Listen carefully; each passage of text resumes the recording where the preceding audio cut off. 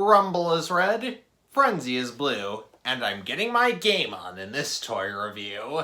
Game on, get your game on. No, not like that. Get that out of here, stupid 4Kids dub. Ugh, no wonder the company's managed to go bankrupt twice.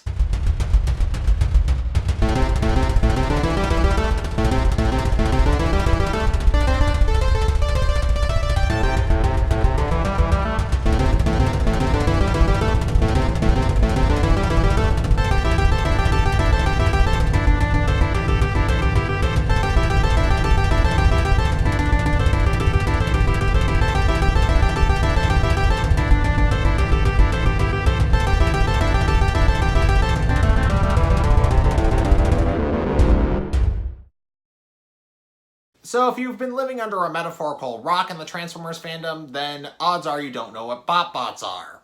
And if you want to know more about BotBots and what their history sort of, go check out my last two videos on BotBots. One thing I definitely don't get about that last video is, how did I get that many views on that video? I mean, I know it was over the course of like a few months, but still. More than 16,000 of you watched that video? It's kind of shocking, really. You know, I'm not unhappy that that video got an abnormal amount of views for this channel, but why doesn't my subscriber count reflect that? Just kinda asking here. Not that I blame anyone for it, it's just weird to me. Anyways, we are currently on our 4th series of BotBots, and unfortunately, it looks to be the weakest of the 4. Aesthetically, at least. I mean, just look at the character sheet alone. Sorry for the massive tear in it. And look at the Series 1 sheet. You have like the little cartoon diorama that I'm really fond of on the back and the instructions for the character on the front. And unfortunately, it seems as though they've gotten rid of that in Series 4. Which I kind of see as a problem. It's not as visually interesting, we'll say. It would also appear that Series 4 has the weakest box sets. One of the first box sets for the BotBots was the Con Crew. And I haven't heard any reviews on that yet, so I'm not sure what I can say about it here. The second box set we will discuss in a second, and the third and fourth box set came in Series 4. These quote-unquote box sets were a gumball machine and a claw arm machine box set. Now these sets retail for about $20 each, about twice the price of a 5-pack of BotBots. But the amount of BotBots they give you in those box sets really pisses me off. They ask you for twice the price, but only give you about 20% more BotBots than the 5-pack. They also give you really shitty stickers. I really hope that these awful box sets and the copious amount of repaints in Series 4 aren't enough to kill BotBots as a whole. Because I think they're adorable, and I really want to see them continue for a bit longer to see what other things we can get out of them. So today we will be discussing the Arcade Renegades, the only box set that I own so far, and the box set that I feel is the best out of the 4. Then again, I'm a little biased because I don't own the other 3, and quite frankly, considering the absurd shipping prices from Hasbro Pulse, I don't think I'm getting the Con Crew.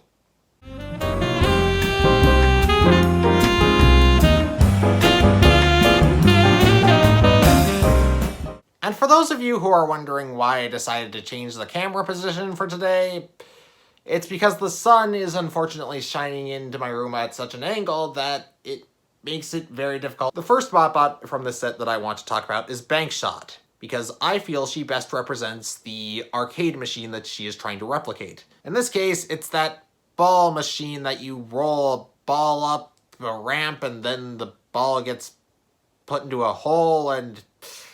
You know what? I'm terrible at describing arcade consoles. Just, you know what it is. It's one of those things that you roll balls up and it gives you tickets based on which hole it landed in. She's the most convincing to me because, well, she has the ramp and all of the detailing that you'd expect on one of these machines. And while you could say that the face here with the little googly eyes is a bit obvious, I'd argue that it's actually a cartoon styling for the machine. Next up on the list is Driver Ted. Haha, I see what you did there. Driver Ted is a red, black, and blue motorcycle racing machine. And For some reason, I really want a Road Queen Eternal Road Trip to Love repaint of this. I'm not wasting 40 bucks on buying another copy of this box set just to get that cute little repaint. The thing that surprises me the most about Driver Ted is, well, look at this detail that he has printed on him.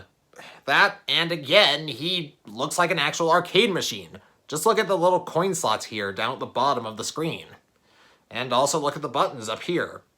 I believe that this was an actual arcade machine. Next up, we have Old Cool. I feel Old Cool is the second least convincing BotBot who is an arcade machine here because, well, while he doesn't look like an arcade machine, he does at least have things that would imply that he's an arcade machine, like the joystick and the buttons. He isn't as lavishly detailed as the other two, but that's not a problem in my mind. And at least he has sculpted detail to make up for it. Though the incredibly soft plastic that they use does make it a bit of a problem to pick up on camera. Speaking of problems, we have the last of the arcade machine BotBots. Clossum. Haha, very funny. Now then, Clossum is the least convincing as far as arcade machines because of, well, her cable placement here on the back, and she doesn't have any controls on the front. You cannot tell me that this is an actual claw machine. It doesn't look like one. But according to the instructions, the bit with the stuffed animals is not the front, but the back is? What? It doesn't look right with all the gaps and such. It's a BotBot, Ryan. Don't overthink it. Don't overthink it! Now, the next two BotBots I would like to talk about are at least thematically relevant to the box set. And the first one is Greed Feed. He's a very nice set of tickets. And we'll come back to him once as we talk about robot mode, because it's kinda weird. I do like the stars printed on the front. That's a very arcade thing to do with a roll of tickets.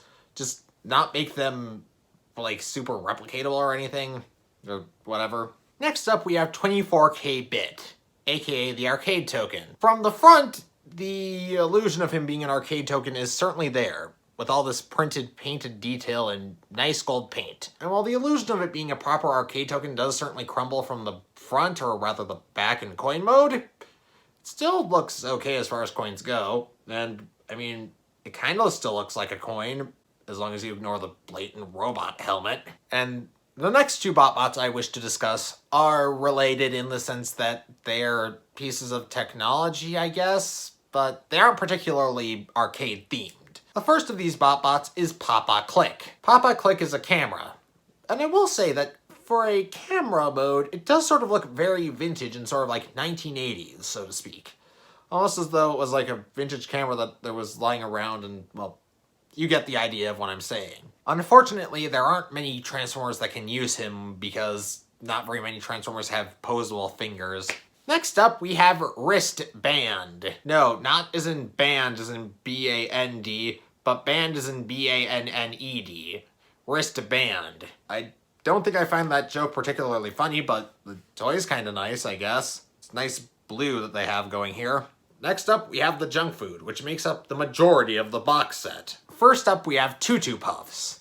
And she's a very nice roll of cotton candy. Well, until you look at her from the back, in which case you see these Skittle, and from the sides it also has some nice arms that aren't very well hidden, but it is a very nice thingy of cotton candy. Next up on our list is Sweet Cheats, a bar of chocolate that supposedly has a bunch of cheat codes written on the inside of her wrapper. That does make me wonder, if someone's peeling off her wrapper, is it the equivalent of taking off her clothing?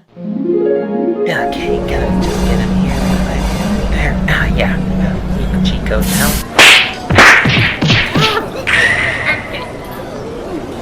I'll teach you to remove my wrapper. Next up, we have Tangry Tart, who is a little green lollipop. You know, despite the fact that the robot arms are painted, I'm not actually bothered by it in this circumstance.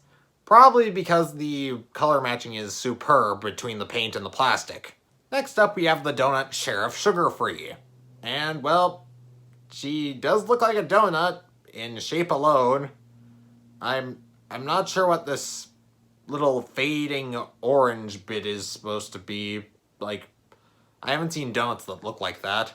And trust me, I see a lot of donuts. Next up we have the Fizz, and he's an adorable cup of soda. Almost big enough to be one of those jumbo novelty cups of soda you see at like amusement parks. Or, dare I say it, at an arcade.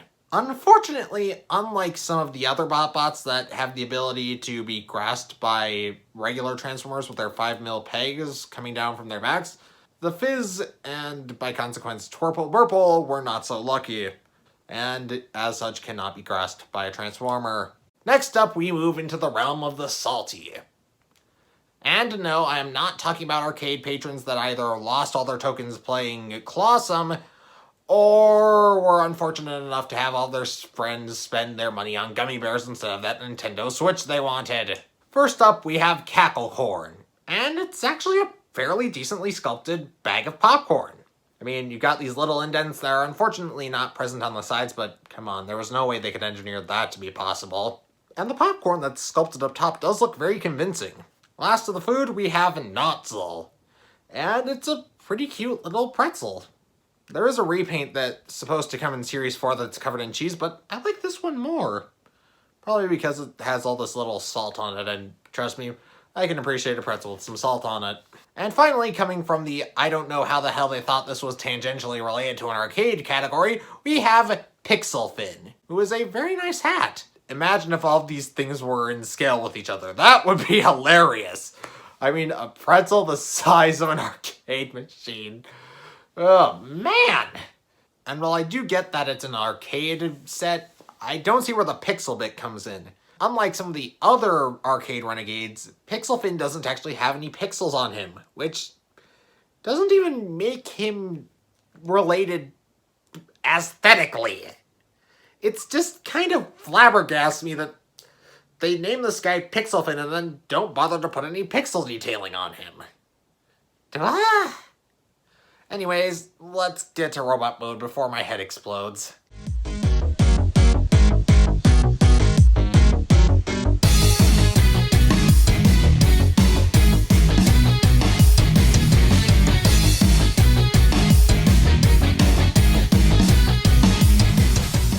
So, time to talk about each of the individual robot modes for these figures.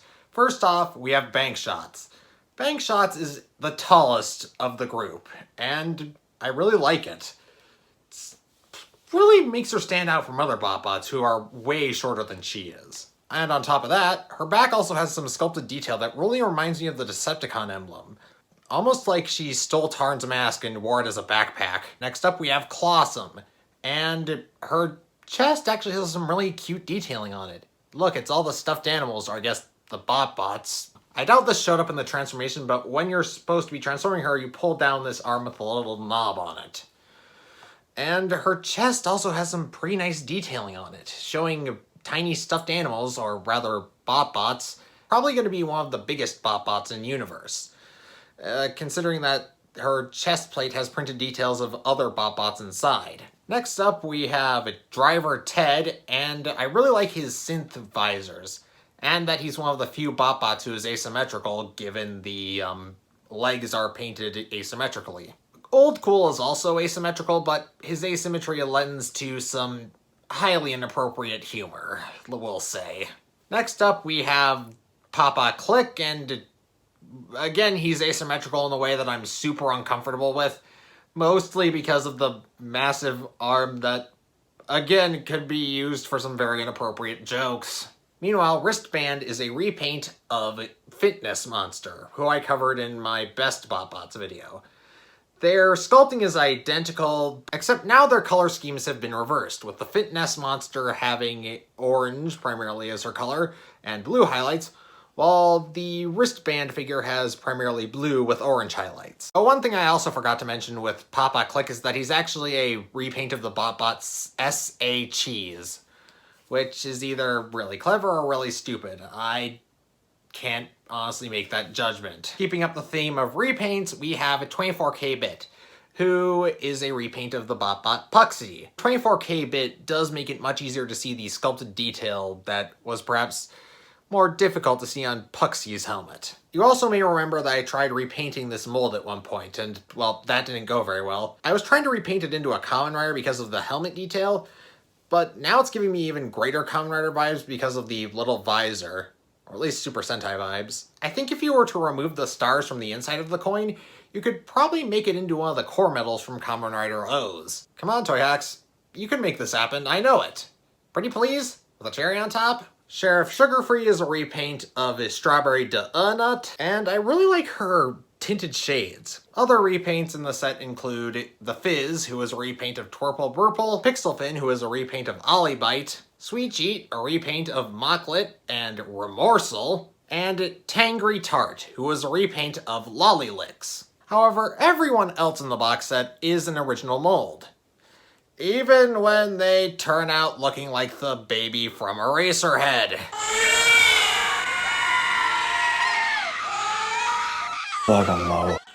In their robot modes, the arcade Renegades are incredibly adorable. I mean, just look at this guy's little face. Or gal, rather. That's another thing that I really like about the arcade Renegades, is according to their bios, their tribe has the most female members out of any BotBot tribe.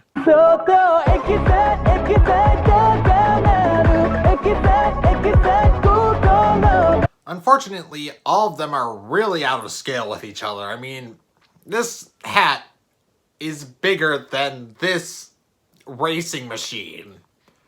What nonsense is that? Speaking of scale, I doubt the little Lego set has failed to catch your eye somewhat. Well, that's because it's my new Legend Scale Lego arcade that I built specifically for this video, though I'm sure I'm gonna get a bit more mileage out of it than just this video. If any of you so desire, I would be more than happy to show you how to build the Lego arcade cabinets in a future video.